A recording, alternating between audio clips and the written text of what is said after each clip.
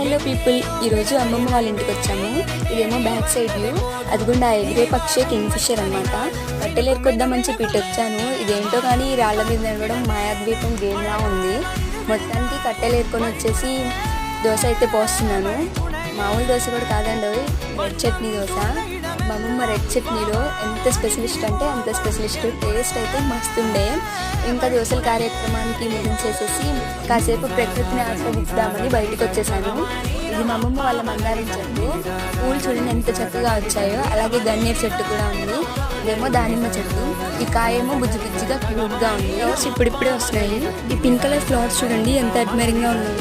వాళ్ళ పిల్లలందరూ హోలీ ఆడుకుంటున్నారు. ఇక్కడ ఎక్కడన్నా మీరు కొట్టేస్తారో అని చెప్పి ఉరికేసి. గల్లీలో ఒక చెరువు ఉంది. చెరువు అంటే ఏదో మూవీ లెవెల్లో ఎక్స్పెక్ట్ చేయకండి. వర్షం నీళ్లు నిల్వ ఉండడం వల్ల ఫామ్ అయిపోయింది. మధ్యాహ్నం అయిపోయింది, బట్టలు ఆరేద్దామని పైకి వచ్చాను. ఇక్కడ చూడండి పిల్లలు ఫిషింగ్ చేస్తున్నారు. నాకు ఏజ్ లో ఫిషింగ్ అంటే కూడా తెలీదు. Subscribe for more.